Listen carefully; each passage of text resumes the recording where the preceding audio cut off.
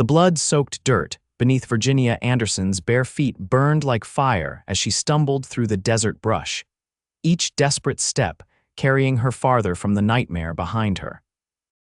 The setting sun of 1876 cast long shadows across the Texas landscape, turning the distant mountains into dark sentinels that offered no sanctuary. 3 days a prisoner, and now she was running for her life. Virginia's lungs burned as she gasped for breath, the hot air scorching her throat.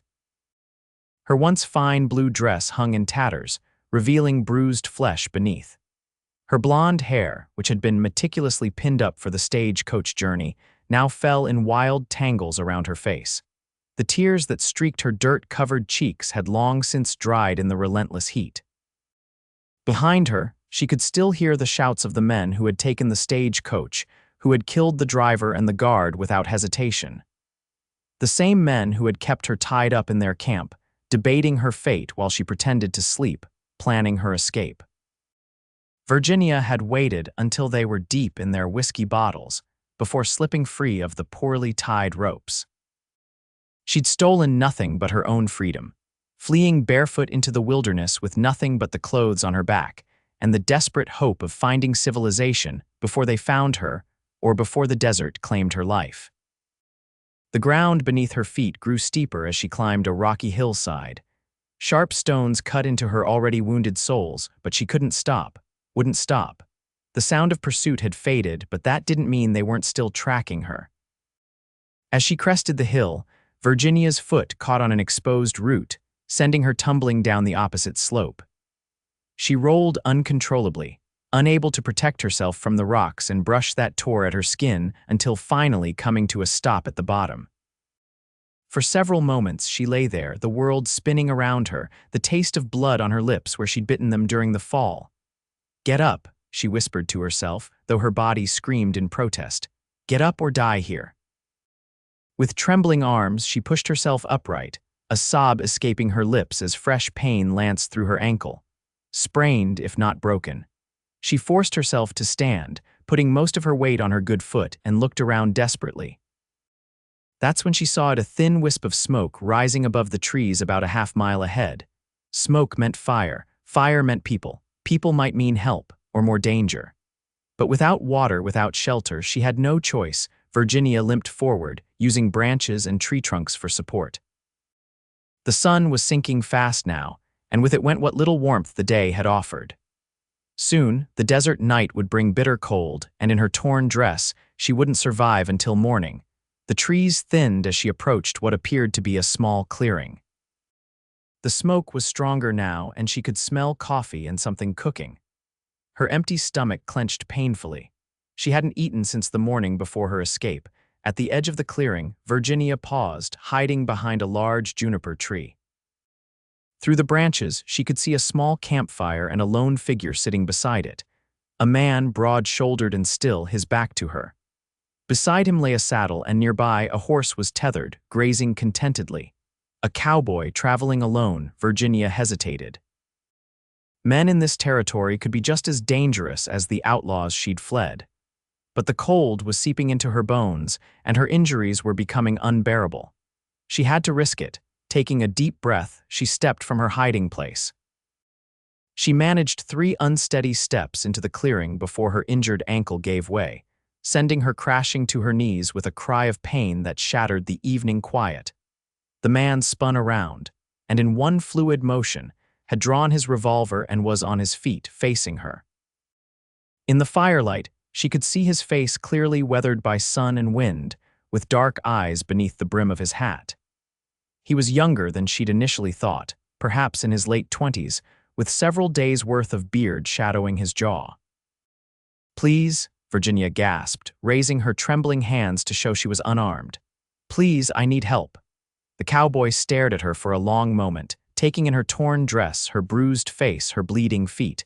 Without a word, he holstered his gun and moved toward her. Virginia flinched as he approached, and he stopped, keeping a respectful distance.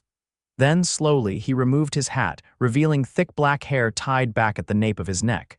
"Name's Xavier Chambers," he said, his voice low and cautious. "You're safe here, madam." The simple words, spoken with quiet assurance, broke something inside Virginia. Tears welled in her eyes again, and this time she couldn't stop them from falling. Xavier didn't ask questions. He simply moved to his saddlebags and returned with a canteen and a small bundle of cloth. Kneeling a few feet from her, he set them down between them, then backed away, giving her space. "Water," he said, nodding to the canteen. "And bandages for your feet." Virginia stared at the offered supplies, then at the man who had backed away to sit by his fire again, deliberately turning his attention to the coffee pot to give her privacy. With shaking hands, she reached for the canteen, unscrewing the cap and taking a small sip. The water was cool and clean, and she had to force herself not to gulp it all down at once. After drinking, she examined the bundle of cloth. Clean bandages, along with a small tin of salve. She glanced up at Xavier, who was still studiously ignoring her, and felt a flicker of something she'd thought lost hope. Carefully, she began to clean her wounded feet with a dampened corner of one bandage, biting her lip to keep from crying out as she removed bits of rock and debris from the cuts. When she'd done the best she could, she applied the salve and wrapped her feet with the remaining bandages. "Thank you," she said, her voice barely above a whisper. Xavier turned to face her again, his expression unreadable in the growing darkness. "Hungry?" he asked, gesturing to the pot hanging over the fire. Virginia nodded, and he rose, retrieving a tin plate and spoon from his pack. He ladled a portion of what appeared to be beans and beef onto the plate, then set it down beside her along with the spoon. "Not much," he said, "but it's hot." It was the best meal Virginia could remember having. She ate slowly, savoring each bite, aware of her rescuer's occasional glances. When she finished, she set the plate aside. "They'll be looking for me," she said finally, her voice stronger now. "The men who took me."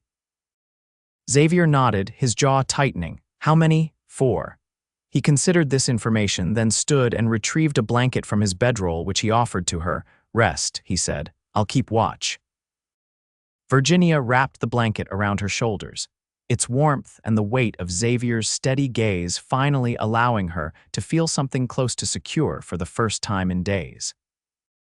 She watched as he checked his rifle, then settled with his back against a tree at the edge of the clearing, his eyes scanning the darkness beyond. "Why are you helping me?" she asked suddenly.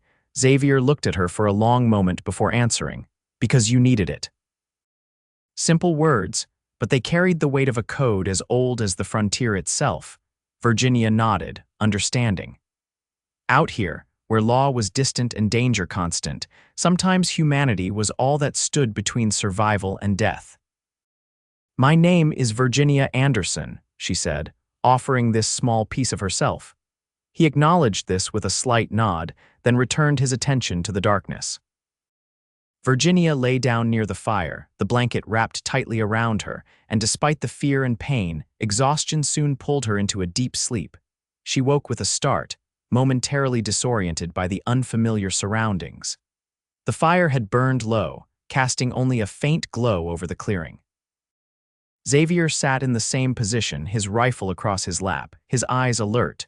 "Dawn soon," he said when he noticed she was awake. "Need to move." Virginia sat up, wincing at the stiffness in her body. Her ankle throbbed dully, but the rest she'd gotten had helped. Xavier rose and began packing his things efficiently, the routine of a man accustomed to life on the trail. "Where are we going?" she asked. "Terlingua," he replied.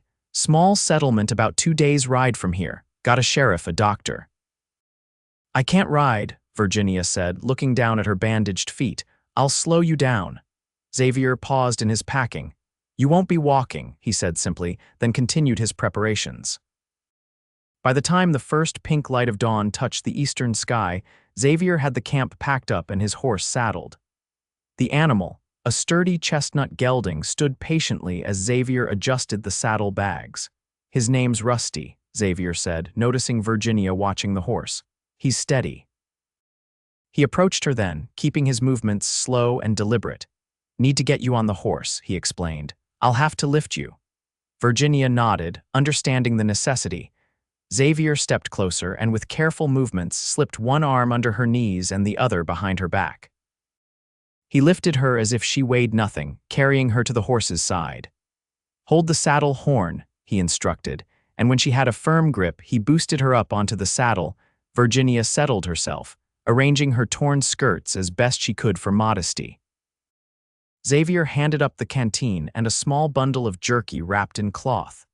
"For later," he said. Taking Rusty's reins, Xavier began leading the horse away from the campsite, setting a steady pace that wouldn't jostle Virginia too much. He walked ahead, rifle in hand, alert for any sign of danger. They traveled in silence as the sun rose higher, the desert landscape slowly coming alive around them. Virginia studied her rescuer's back as he walked, noting the confident set of his shoulders, the way his head turned occasionally to scan their surroundings. There was something reassuring in his watchfulness. "You know this country well," she observed as he led them through a narrow pass between two rocky outcroppings, a route she wouldn't have spotted on her own. "5 years," he replied without turning. "Ranching mostly, some prospecting. Alone." He nodded. "Mostly." Virginia adjusted her position on the saddle, trying to find relief for her sore muscles. "I was traveling to San Antonio," she said, feeling the need to fill the silence with her story. "My aunt lives there. I was going to stay with her after." She trailed off. Xavier glanced back at her, a question in his eyes. "After my father died," she finished. 3 months ago, influenza." "I'm sorry," he said, and she could hear the genuine sympathy in his voice. "He was a schoolteacher," she continued, "in St. Louis. It was just the two of us after my mother died when I was young. When he passed, I sold what I could and bought passage to San Antonio. My aunt is my only family now." Xavier nodded his understanding, but offered no details of his own life in return. They continued on in silence until the sun was high overhead, and Xavier led them to a small grove of trees beside a narrow creek. "Rest here," he said, helping Virginia down from the horse. The touch of his hands at her waist was brief but steady, and she found herself strangely aware of his proximity. Xavier unsaddled Rusty and let the horse drink from the creek before tethering him in the shade. He brought Virginia to a comfortable spot beneath a tree, then went to fill the canteen with fresh water. "Let me see your feet," he said when he returned, setting the canteen beside her. Virginia hesitated, then extended her legs, revealing the blood-stained bandages. Xavier knelt and carefully began unwrapping them, his rough hands surprisingly gentle. The cuts looked angry and red, though the bleeding had mostly stopped. "Need cleaning," he said, reaching for his saddlebag. He produced a small bottle of whiskey and a fresh set of bandages. "This will hurt," he warned, uncorking the bottle. Virginia nodded, bracing herself. When the whiskey touched her wounded feet, she couldn't suppress a gasp of pain, her hands clenching into fists. Xavier worked quickly, thoroughly cleaning each cut before applying more salve and wrapping her feet with clean bandages. "Thank you," she said when he was done, her voice tight with the lingering pain. Xavier corked the whiskey bottle and returned it to his saddlebag without comment. He moved to the creek's edge, washing his hands thoroughly before returning with some dried beef and hardtack, which he shared with her. As they ate, Virginia found herself studying him more openly. In the daylight, she could see that his eyes were not simply dark but a deep hazel that sometimes caught the sunlight. A scar ran along his jawline, disappearing into his beard, and his hands, though calloused from work, moved with a deliberate grace. "Why were you camped there?" she asked. "In the middle of nowhere." Xavier finished chewing before answering. "Heading to Terlingua myself, taking my time, on business," a slight shake of his head. "Looking for work, heard the mercury mines are hiring." Virginia frowned. "I've heard the mines are dangerous." "Work's work," he said with a shrug.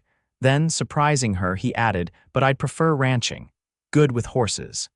It was the longest statement he'd made, and Virginia felt as if she'd been granted a small glimpse behind his reserved exterior. "You're very different from the men who took me," she said quietly. Xavier's expression darkened. "Those weren't men," he said, his voice hard. "Just predators wearing human skin." The vehemence in his tone startled her, but also reassured her. This man, whatever else he might be, had a clear sense of right and wrong.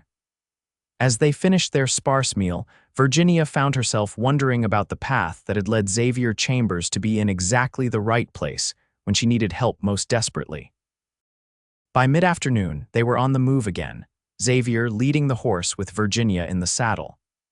The sun beat down mercilessly, and despite the water they'd replenished at the creek, Virginia felt herself growing light-headed from the heat. Xavier seemed to notice her discomfort and adjusted their course toward another patch of trees visible in the distance. They had just reached the welcome shade when Xavier suddenly tensed, holding up a hand to signal silence. Virginia held her breath, straining to hear what had alerted him.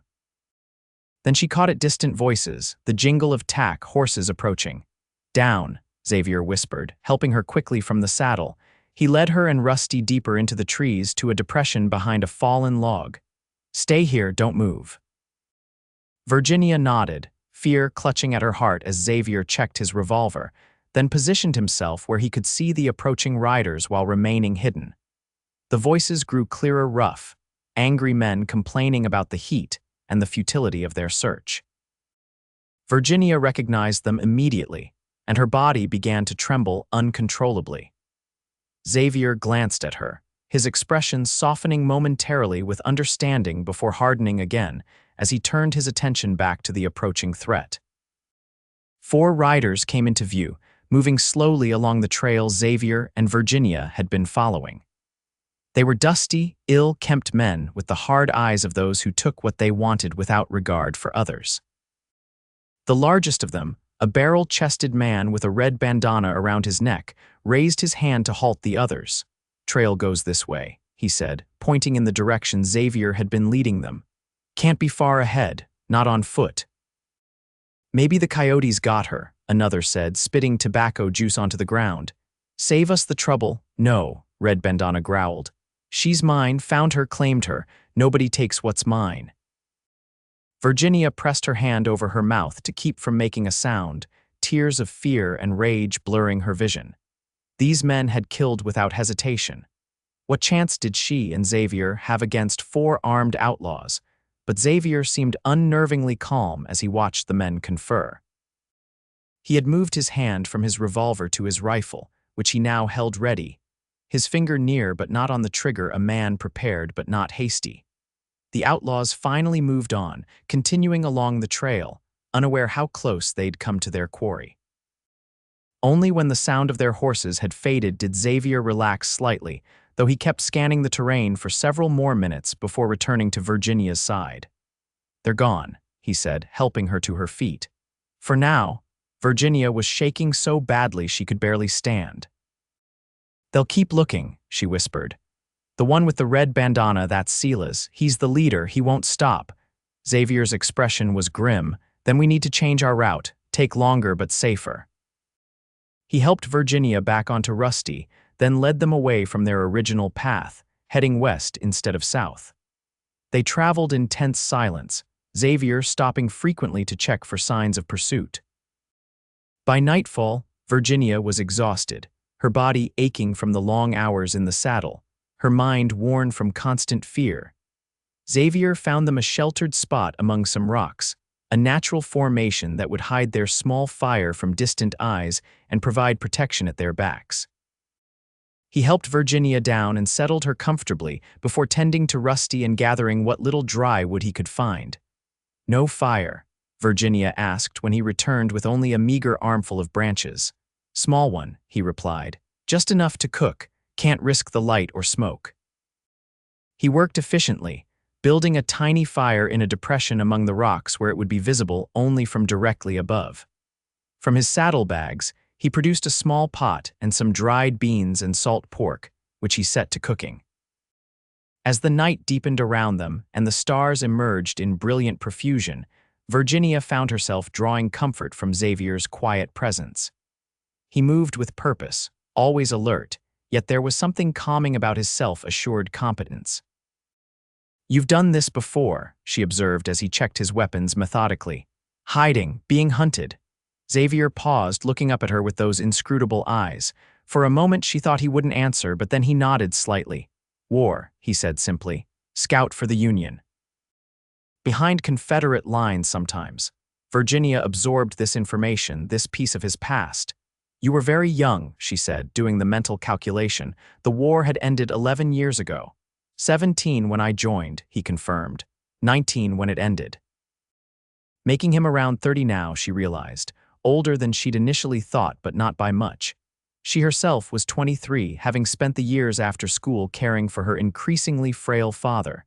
"Did you have family waiting for you?" she asked. After the war, a shadow crossed his face.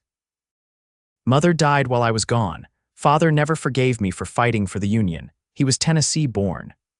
"I'm sorry," Virginia said, understanding the pain of familial rejection even if her own father had been nothing but loving. Xavier shrugged as if dismissing the old hurt. "Long time ago." He stirred the pot of beans, then dished up a portion for her on the same tin plate she'd used before.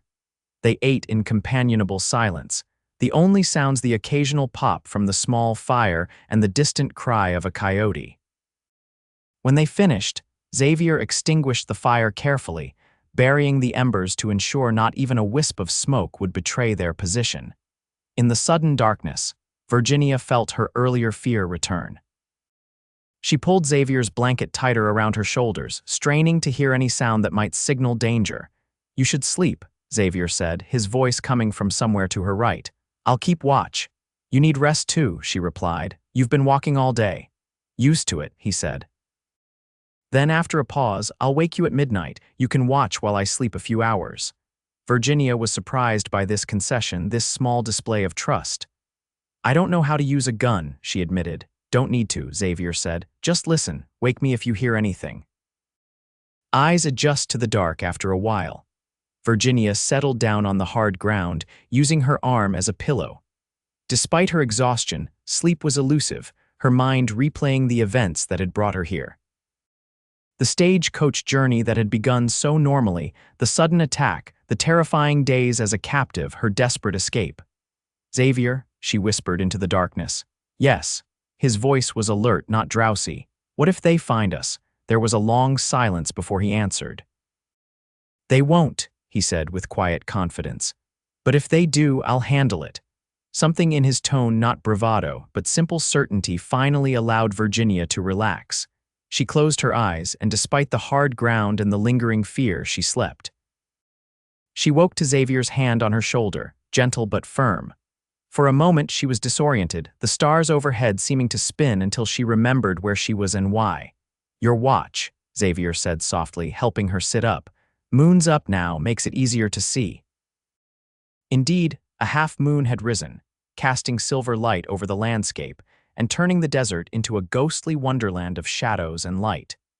Xavier showed her what to listen for, the natural sounds of the night versus those that might signal danger. "I'll be right there," he said, pointing to a spot a few feet away where he'd laid out his bedroll. "Any doubt, any worry, wake me." Virginia nodded, taking her position against a rock where she could see the surrounding terrain. Xavier hesitated a moment, as if reluctant to leave her on guard, then moved to his bedroll and lay down. Within minutes, his breathing had deepened, though she suspected he remained partly alert even in sleep, a skill likely learned during the war. The night was surprisingly alive with sound once she focused the rustle of small creatures in the underbrush, the occasional call of a night bird, the soft whisper of the breeze through the rocks. Virginia found herself relaxing into the rhythm of it, her eyes growing accustomed to distinguishing shapes in the moonlight. She studied Xavier as he slept, his features relaxed for the first time since she'd met him. Without his habitual watchfulness, he looked younger, the hard lines of his face softened. She wondered what kind of life he'd led in the years since the war, what experiences had taught him to be so guarded yet so instinctively helpful to a stranger in need. The hours passed slowly, but Virginia maintained her vigilance, proud of the trust Xavier had placed in her. When the moon reached its zenith, she heard him stir, waking without prompting as if his body knew exactly how long he'd allowed himself to rest, all quiet. He asked, sitting up and reaching immediately for his rifle, which he'd kept close beside him. Virginia nodded. "Nothing but nighthawks and mice." He gave her a quick, approving nod. "Get some more sleep. Dawn in a few hours, then we move." Virginia returned to her spot, wrapping the blanket around herself against the desert chill. This time, sleep came more easily, secure in the knowledge that Xavier was watching over her. The next morning dawned clear and hot, the sun burning away the night's chill within minutes of rising. Xavier had already saddled Rusty and repacked their meager supplies by the time Virginia fully woke. "How are your feet?" he asked as he helped her stand. Virginia tested her weight gingerly. "Better," she said, surprised to find it was true. The cut still stung and her ankle remained tender, but the worst of the pain had subsided. "Still can't walk far," she admitted. Xavier nodded and helped her onto Rusty. "Terlingua by nightfall," he said, "if we push hard." They set off at a faster pace than the previous day, Xavier leading them through terrain that seemed increasingly rugged. Virginia realized he was deliberately choosing a route that would be difficult to follow, avoiding open ground where their tracks would be visible. By midday, the heat had become nearly unbearable. Virginia's torn dress offered little protection from the sun, and she could feel her skin burning despite the hat Xavier had insisted she wear his own, leaving his head uncovered. "You'll get sunstroke," she protested when he'd first placed it on her head. "Had worse," was his only response as he turned away to check Rusty's saddle girth. Now, as the sun beat down mercilessly, Virginia could see the redness spreading across Xavier's neck and the exposed skin of his forearms. He didn't complain, but she noticed he was drinking more frequently from the canteen, a sign the heat was affecting him. They stopped briefly in the shade of a large boulder, sharing the last of their jerky and hardtack. Virginia insisted Xavier take back his hat, at least for a while, and to her surprise, he accepted. "How much farther?" she asked, squinting at the horizon where heat waves distorted the view. "Few hours," Xavier replied, scanning the landscape. "Need to cross that ridge." He pointed to a line of hills in the distance. "Terlingua's in the valley beyond." Virginia nodded, trying to hide her exhaustion. Xavier seemed to notice anyway, his eyes narrowing as he studied her. "Rest a bit longer," he decided. "No sign of pursuit, can afford a few more minutes." Virginia didn't argue. She leaned back against the boulder, closing her eyes against the glare. When she opened them again, she found Xavier watching her with an expression she couldn't quite decipher, concern mixed with something else. "Why Terlingua?" she asked, curious about their destination. "Small," he replied, "but has what we need. Sheriff, doctor, telegraph office. Can send word to your aunt from there." Virginia hadn't even thought that far ahead, focused solely on escaping her captors. The reminder that she had a destination, family waiting for her, was both comforting and strangely bittersweet. It meant that soon her time with this quiet, steadfast man would end. "Will you stay there?" she asked. "In Terlingua," Xavier shrugged. "Depends on the work, might move on to Presidio or even El Paso." Always moving, she thought, always alone. The realization saddened her in a way she hadn't expected. They resumed their journey shortly after, the landscape gradually changing as they approached the ridge Xavier had pointed out. The sparse desert gave way to more rocky terrain with occasional patches of scrubby vegetation. As they began the ascent, Xavier led Rusty carefully, picking the safest path through the loose rocks. They were halfway up when Xavier suddenly halted, raising his hand for silence. Virginia held her breath, listening. At first she heard nothing but the wind, but then faintly the sound of horses, somewhere behind them. "Down," Xavier whispered urgently, helping Virginia quickly from the saddle.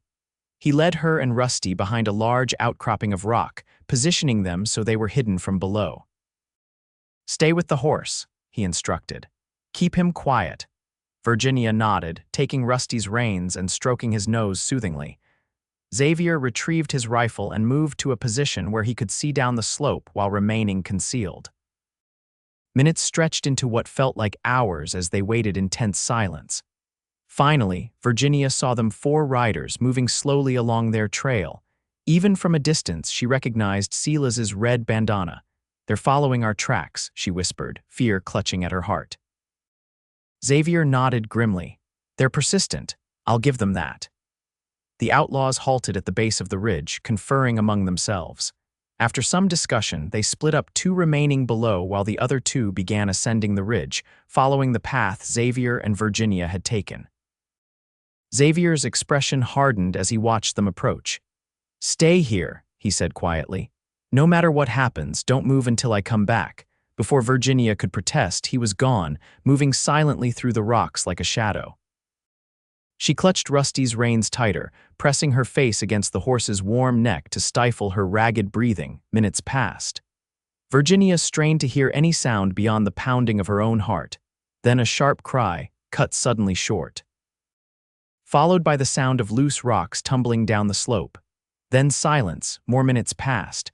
Virginia was about to risk looking when Xavier reappeared beside her so suddenly she nearly cried out in surprise. "What happened?" she whispered. "Took care of it," he said tersely. "The two below are moving off. Think their friends went in a different direction." Virginia studied his face, noting the hard set of his jaw, the coldness in his eyes. "Did you?" "No," Xavier said, understanding her unspoken question. "Knocked one out, other one fell. Broke his leg, I think." "Left them alive." Relief washed over Virginia, not because she cared about the fate of the men who had abducted her, but because she hadn't wanted blood on Xavier's hands because of her. "We need to move," Xavier continued. "Different route now, longer but safer." He helped Virginia back onto Rusty and led them away from their original path, cutting across the ridge at a steeper, more difficult angle. The going was slower, with Xavier often having to lead Rusty carefully around obstacles or over particularly rough terrain. By late afternoon, they had crossed the ridge and could see the valley beyond. In the distance, Virginia could make out a small collection of buildings nestled against the far hillside Terlingua. "We'll make it before dark," Xavier said, allowing himself a brief smile of satisfaction. Virginia felt a surge of emotions relief at their imminent arrival at safety, pride in their successful journey, and an unexpected pang at the thought that this shared adventure was coming to an end. Over the past 2 days, she had come to rely on Xavier's quiet strength to find comfort in his presence. The idea of parting ways left her feeling strangely bereft. As they descended into the valley, the terrain became gentler, with more vegetation and even occasional trees along what appeared to be a seasonal creek bed. Xavier maintained his vigilance, but his posture was less tense now that civilization was in sight. The sun was low on the horizon when they finally reached the outskirts of Terlingua. It was a small settlement, just as Xavier had described, a few dozen buildings clustered around a central street, with smaller dwellings scattered on the periphery. A sign at the edge of town proclaimed Terlingua, Texas. Pop, 214. People stopped to stare as Xavier led Rusty down the main street, Virginia still mounted on the horse. She was suddenly, acutely aware of her appearance, torn dress, bruised face, barefoot with bandaged feet. Xavier seemed oblivious to the curious looks, his focus entirely on finding the doctor's office. They stopped in front of a small wooden building with a sign reading Dr. Howard Keller, physician. Xavier helped Virginia down from the saddle, supporting her weight as she tested her injured ankle. "Can you stand?" he asked quietly. Virginia nodded, though she kept one hand on his arm for balance. Together they approached the doctor's door. Xavier knocked firmly, and moments later the door was opened by a middle-aged man with spectacles and a kindly face. "Dr. Keller?" Xavier asked. The man nodded, his eyes quickly assessing Virginia's condition. "Bring her in," he said, stepping aside. "What happened?" Virginia allowed herself to be led into the small but tidy office. "Stagecoach attack," she explained, her voice steadier than she expected. "I was taken captive but escaped. Mr. Chambers found me and brought me here." Dr. Keller's expression was grim as he helped Virginia to an examination chair. "The Barton gang," he said, not really a question. "They've been terrorizing travelers for months. Sheriff's been trying to organize a posse, but they're elusive." Xavier stood near the door, his hat in his hands. "They were following us," he said. "Lost them in the hills, but they're still out there." The doctor nodded. "I'll send word to Sheriff Ellis while I tend to the lady. He'll want to speak with both of you." He turned to Virginia. "First, let's see to those injuries." Xavier stepped toward the door. "I'll see to the horse, then find the sheriff myself," he said. "Be back soon." Virginia felt a sudden panic at the thought of him leaving. "Xavier," she called, causing him to pause and look back at her. "Thank you." "For everything." He nodded once, his eyes holding hers for a long moment before he turned and left, closing the door gently behind him. Dr. Keller was a thorough and gentle physician. He cleaned Virginia's cuts properly, stitching 2 of the deeper ones on her feet, and wrapped her sprained ankle with a proper bandage. He tended to the various bruises and scrapes on her arms and face, then provided her with a clean dress that had belonged to his late wife. "It's a bit worn," he apologized, "but clean and whole." Virginia accepted it gratefully, relieved to be out of her torn and filthy garment. The doctor discreetly left the room while she changed, returning with a cup of hot tea when she called that she was decent. "Mr. Chambers seems a capable man," Dr. Keller commented as he checked her bandages one final time. "Lucky he found you when he did." "Yes," Virginia agreed softly. "Very lucky." The doctor studied her face for a moment, then smiled slightly. "He hasn't left town," he assured her, seeming to read her concern. "Sheriff Ellis will want statements from both of you." As if summoned by the mention of his name, there was a knock at the door, and Dr. Keller admitted a tall, broad-shouldered man wearing a sheriff's badge. Xavier followed him in, his eyes immediately seeking Virginia's, relief evident in his expression when he saw her cleaned up and in fresh clothes. "Miss Anderson," the sheriff said, removing his hat. "I'm Sheriff Thomas Ellis. Mr. Chambers here has given me a brief account of what happened."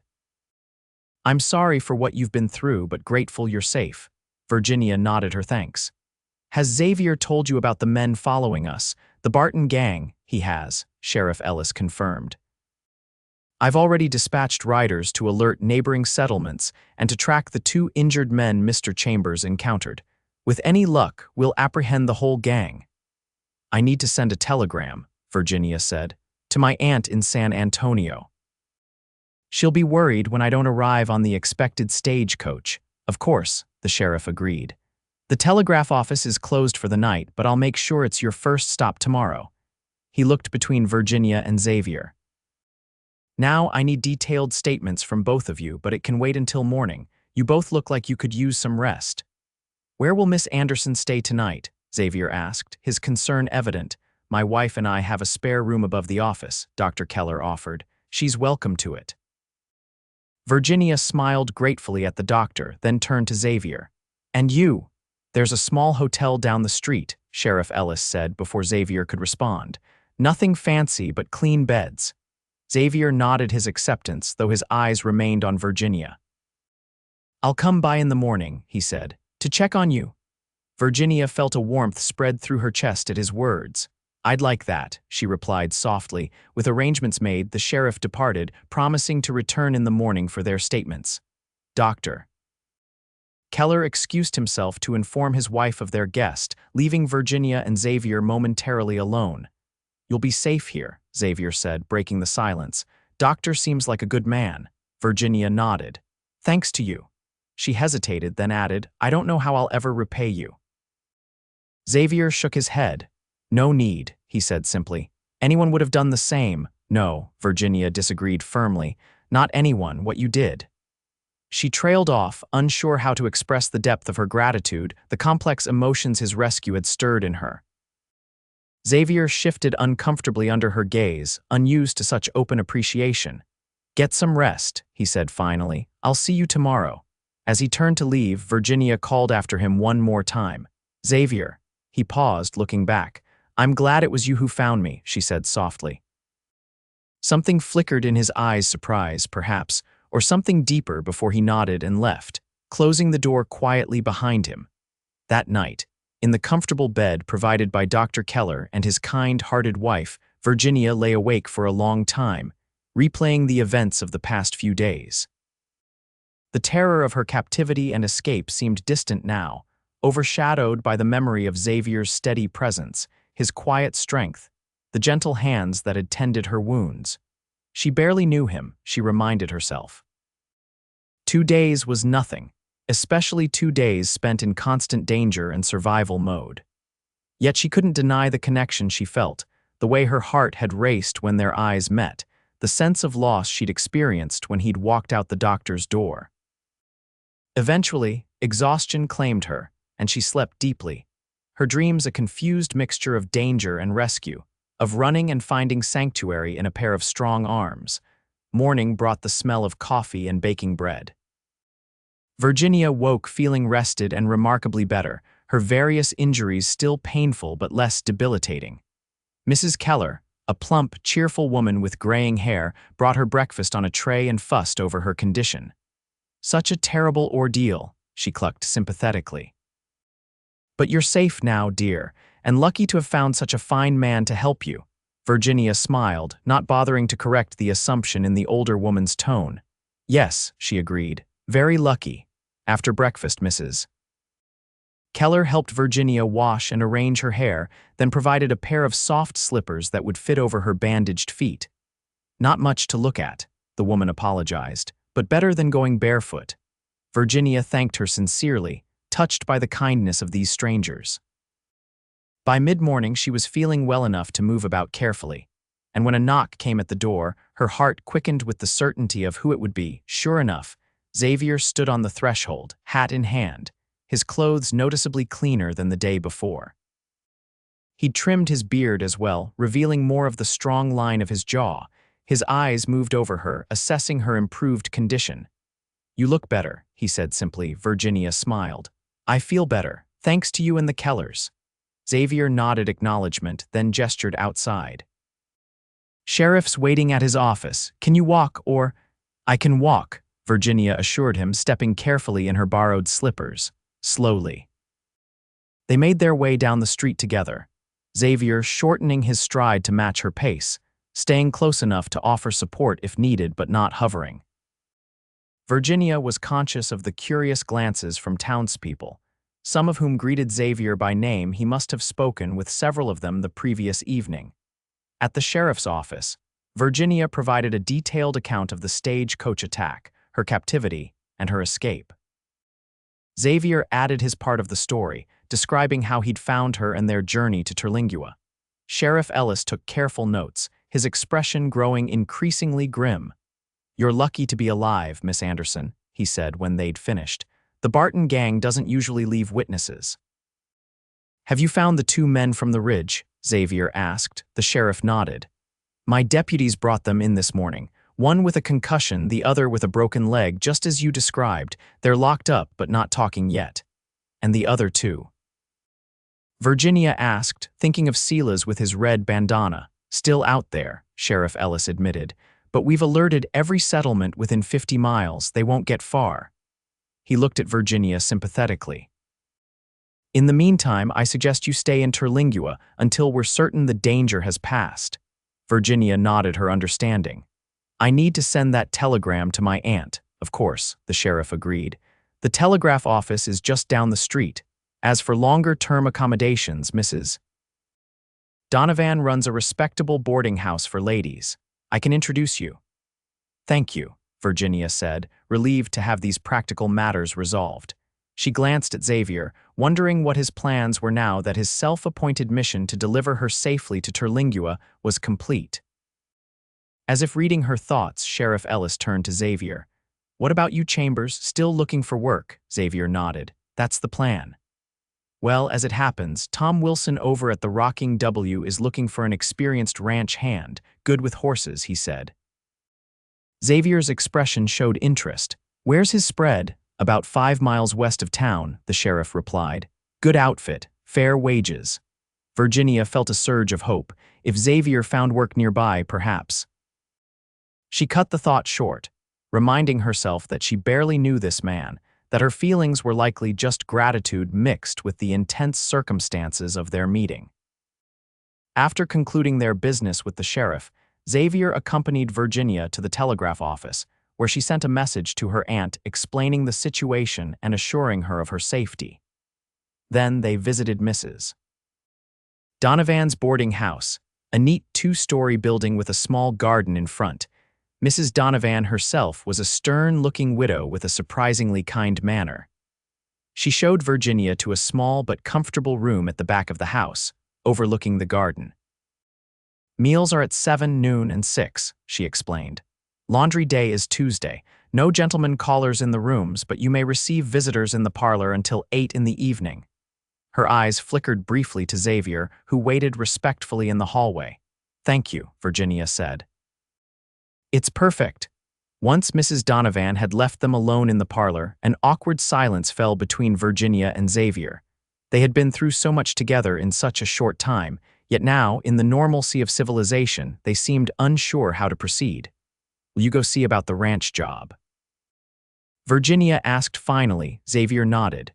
"Tomorrow, probably. Rusty needs a day's rest." Another silence. Virginia found herself studying the pattern of the carpet, aware of Xavier's presence across from her, solid and reassuring as always, yet somehow more distant in this conventional setting.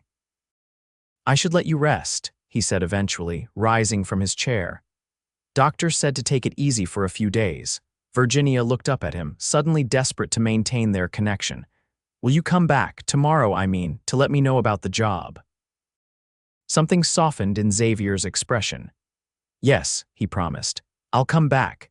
After he left, Virginia sat for a long time in the parlor, her mind a confusion of emotions.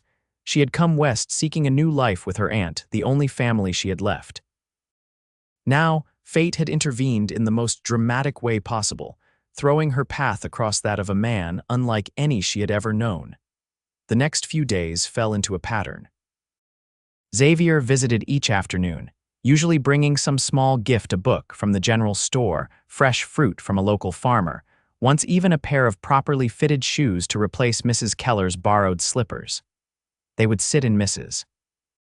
Donovan's parlor, talking about their lives, gradually filling in the gaps in their knowledge of each other. Virginia learned that Xavier had grown up in Kentucky, the son of a horse breeder.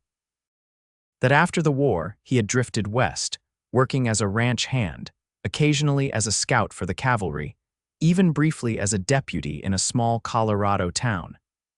He spoke little of his family beyond what he'd already shared about his parents, and Virginia sensed there were wounds there still unhealed. In turn, she told him about her life in St. Louis, her father's dedication to education that had ensured she was better read than most women of her acquaintance, her dreams of perhaps becoming a teacher herself someday. "Why San Antonio?" Xavier asked during one of these conversations. "Why not stay in St. Louis?" Virginia sighed, remembering the difficult days after her father's death. "There was nothing left for me there," she explained. "The school board replaced father quickly. Our rented house went to the new teacher. I had some savings, but not enough to establish myself independently." She smiled wistfully. "Aunt Margaret has been asking me to visit for years. When father died, it seemed the natural choice." Xavier nodded, understanding the practicalities that often drove such decisions. "Your aunt will be worried," he observed, "even with the telegram." "Yes," Virginia agreed, "but Sheriff Ellis thinks it will be safe for me to travel once they've captured Silas and the fourth gang member." She hesitated, then added, "He believes that could be any day now." Xavier's expression was unreadable as he absorbed this information. He had secured the job at the Rocking W Ranch and had been working there for several days, riding into town each afternoon to see Virginia. "The stage runs to San Antonio twice a week," he said finally. "Tuesday and Friday." "Yes," Virginia replied softly, hearing the unspoken question. When would she leave? The truth was, she had been delaying. Each day that passed, each conversation with Xavier, each shared smile or moment of connection, made the thought of leaving Terlingua leaving him more difficult. She had written to her aunt again, explaining her delayed arrival, citing her injuries and the ongoing danger from the remaining gang members, but she couldn't delay forever. Her aunt was expecting her. She had no real place in Terlingua, no work, no home beyond Mrs. Donovan's boarding house. And Xavier had never spoken of his feelings, had never indicated that what was growing between them was anything more than friendship born of shared danger. "I should go soon," she admitted, the words painful to speak. "Perhaps on Friday's stage if the sheriff thinks it's safe." Xavier nodded, his eyes dropping to his hands which were clasped tightly in his lap. "That's sensible," he said, his voice carefully neutral. "Your aunt will be glad to see you." Virginia felt disappointment wash over her. Had she misread everything? The daily visits, the small gifts, the way his eyes followed her movements, did they mean nothing beyond kindness to a woman he had rescued? Before she could respond, Mrs. Donovan appeared in the parlor doorway. "Miss Anderson," she said, Sheriff Ellis is here to see you, says it's important. Virginia and Xavier exchanged a quick glance before rising to greet the sheriff, who entered looking both tired and satisfied. Good news, he announced without preamble. We've got them. All 4 of the Barton gang, including Silas himself. Relief flooded through Virginia. You caught them. Rangers did, Sheriff Ellis explained, near Fort Davis. They'll stand trial in El Paso next month. He looked at Virginia seriously. You'll need to testify, of course, but not for several weeks. The implications took a moment to register, so I'm safe to travel. She asked, glancing at Xavier, who had gone very still. As safe as anyone on the frontier, the sheriff confirmed. Though I'd recommend waiting for the next scheduled stage rather than trying to arrange special transportation. Less attention that way. Virginia nodded, her mind racing. The next stage was Friday, just 3 days away. 3 days before she would leave Terlingua, leave Xavier, unless, thank you, Sheriff, she said, finding her voice. That's wonderful news. After the sheriff had gone, another silence fell between Virginia and Xavier, heavier than before. Finally, Xavier reached for his hat, which he'd placed on a side table. I should go, he said. Early start at the ranch tomorrow. Virginia felt panic rise in her throat. He was leaving, and she might never have another chance to speak what was in her heart. Xavier, she said quickly, causing him to pause. Would you walk with me? In the garden, just for a few minutes. He hesitated, then nodded, following her through the back door into Mrs. Donovan's small but well-tended garden. The evening air was cool, the western sky painted in brilliant oranges and pinks as the sun began to set. They walked in silence to a small bench beneath an elm tree, where Virginia sat, grateful to take the weight off her still healing feet. Xavier remained standing, his posture tense, his eyes on the distant mountains. I leave on Friday, Virginia said finally, stating the obvious. Xavier nodded, still not looking at her. Your aunt will be glad, he repeated his earlier sentiment. Virginia gathered her courage. What about you, Xavier? Will you be glad to see me go? Now he did look at her, surprise evident in his expression. Why would I be glad? You never asked me to stay, she said softly. Not once. Xavier's face registered confusion, then understanding, then something like hope. Would you have? Stayed, I mean, if I'd asked. Virginia's heart pounded in her chest. Ask me now, she whispered. For a long moment, Xavier stood perfectly still, his eyes searching hers. Then, slowly, he removed his hat and sat beside her on the bench, close enough that she could feel the warmth of him. I'm not good with words, he said, his voice low and rough with emotion. Never have been, but these past days. He paused, struggling to express himself. Seeing you each day, talking with you, it's been more than I ever thought to have. Virginia held her breath, hardly daring to hope. I know you have family waiting, Xavier continued. A life planned, and I'm just a ranch hand with nothing to offer but hard work and a promise to be true. He met her eyes directly. But if there's any chance at all that you might consider staying in Terlingua, staying with me. Virginia didn't let him finish. She leaned forward and pressed her lips to his, a gentle, tentative kiss that nevertheless communicated everything she couldn't find words for. When she pulled back, Xavier's expression was one of wonder. I'll take that as a yes. He asked, a smile spreading slowly across his face, the first full, unguarded smile she had seen from him. Virginia laughed, joy bubbling up inside her. Yes, she confirmed. Yes, I'll stay. Xavier took her hands in his thumbs tracing gentle circles on her skin. I don't have much, he warned again. The ranch job is good, but it'll be a while before I can offer a proper home. I don't need much, Virginia assured him, and I can work too. Perhaps the school needs a teacher. It does, actually, Xavier said, surprising her. I asked around town. Thought you might. Well, I hoped. The realization that he had been planning, hoping for this outcome all along, filled Virginia with warmth. You never said anything, she marveled. Xavier looked sheepish. Didn't want to presume. You saved yourself from those outlaws. Showed more courage than most men I've known. Figured a woman like that deserves to make her own choices, not be pushed by some cowboy with hopes above his station. Virginia squeezed his hands. You're far more than some cowboy, Xavier Chambers.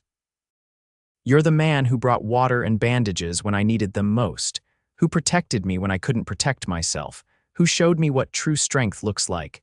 She smiled up at him. And you're the man I've fallen in love with. The confession hung in the air between them, bold and unmistakable. For a heartbeat, Virginia feared she'd been too forward, too presumptuous. Then Xavier's hands tightened on hers, and he leaned forward to capture her lips in another kiss, this one deeper, more certain. "I love you, Virginia Anderson," he murmured against her lips when they finally parted. "Have since I found you in those woods, I think. Just took my slow mind a while to catch up to my heart." They stayed in the garden until the stars emerged, making plans for their future, a small house they would build once Xavier had saved enough. The school position Virginia would apply for, the letter she would write to her aunt explaining her change of plans and inviting her to visit Terlingua. When Mrs. Donovan finally called from the back door that it was time for visitors to depart, they reluctantly separated, but with the knowledge that their parting was temporary. Tomorrow would bring another day together, and the day after that, and all the days that followed. 2 years later, Virginia stood on the porch of the small but sturdy house she and Xavier had built on the edge of Terlingua. The setting sun bathed the desert in golden light, turning the landscape into a painting of extraordinary beauty. She rested one hand on her swollen belly, feeling the kick of the child that would join their family in just a few more months. The sound of hoofbeats made her smile. Xavier was returning from the rocking W, where he now served as foreman. Their life wasn't luxurious, but it was rich in all the ways that mattered. Virginia's position at the school brought her fulfillment and respect in the community, while Xavier's promotion had given them financial stability. As he dismounted and tied Rusty, still sturdy despite his advancing years, to the hitching post, Xavier looked up and saw Virginia watching. His face broke into the smile that was now familiar but no less heart-stopping. "How are my girls?" he called, striding toward the porch. Virginia laughed. "Still convinced it's a boy," she countered, a familiar argument between them. Xavier climbed the steps and drew her into his arms, one hand gently cradling her belly. "Boy or girl doesn't matter," he murmured, pressing a kiss to her forehead. "Long as they're as strong and brave as their mother." Virginia leaned into his embrace, marveling at the journey that had brought them here. From terror and pain to love and security, from a desperate flight through the wilderness to a home built with their own hands. "I was thinking about the day we met," she said softly. "How strange it is that the worst day of my life led to the best years." Xavier nodded, understanding perfectly as he always did. "That's how it is sometimes," he said, "light finding a way through the darkest places." As the first stars appeared in the deepening blue of the evening sky, Virginia Anderson Chambers stood safely in the arms of her husband, surrounded by the life they had built together, and knew with absolute certainty that she was exactly where she was meant to be with the man who had once brought water and bandages without a word, and who now gave her his words of love freely and often. In the wild frontier of West Texas, where danger and beauty existed side by side, they had found in each other something rare and precious, a love strong enough to heal past wounds and brave enough to face whatever the future might bring together.